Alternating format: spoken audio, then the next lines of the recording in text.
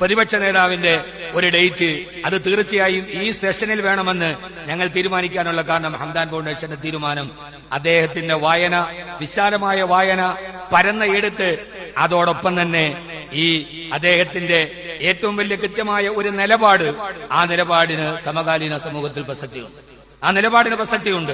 ആ നിലപാടിൽ ചിലപ്പോൾ നഷ്ടമാണോ ലാഭമാണോ എന്ന് പറയാൻ കഴിയില്ല. ആ രീതിയിൽ സിംഹത്തിന് വിശന്നപ്പോൾ ആമയെ കൊല്ലാൻ തീരുമാനിച്ചു.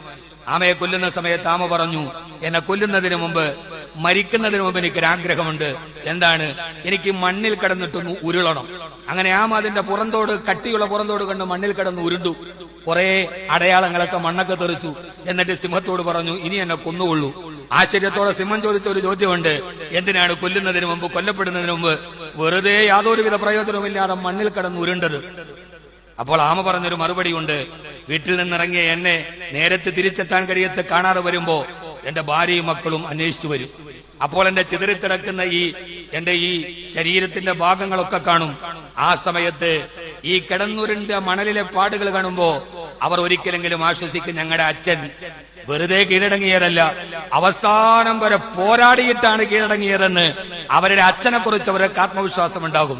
അതുകൊണ്ട് നിലപാടുകളുള്ള ആൾ നിശിതമായി വിമർശിക്കപ്പെടും, നിലപാടുള്ളവൻ നിന്ദിക്കപ്പെടും, നിലപാടുള്ളവനെ നിഷേധി എന്ന് വിളിക്കപ്പെടും. പക്ഷെ നിലപാടുള്ളവൻ നിവർന്നു നിൽക്കും, കുനിയില്ല. ഒരു വിനീത വിധേയത്വത്തിന്റെ വിഡ്ഢിവേഷം കെട്ടി കുനിയാതെ സമൂഹത്തിന്റെ മുമ്പിൽ, താൻ അഭിസംബോധന ചെയ്തവരുടെ മുമ്പിൽ, താൻ ഇതേവരെ കണ്ടവരുടെ മുമ്പിൽ നിവർന്നു നിൽക്കാൻ കഴിയുന്ന നമ്മുടെ ഒരു പേഴ്സണാലിറ്റി ഉണ്ട്. ഞാൻ അദ്ദേഹത്തോട് പറയുന്നത്, ആ നിലപാടിന് ന്യൂനപക്ഷമായാലും ഭൂരിപക്ഷമായാലും വർഗീയതയെ ഞാൻ അവസാനം വരെ അതിനോട് രാജിയാവില്ല എന്ന് പറഞ്ഞ ഒരു വാക്ക് നമ്മുടെ ജീവിതത്തിന്റെ പ്രതിജ്ഞയാവണം.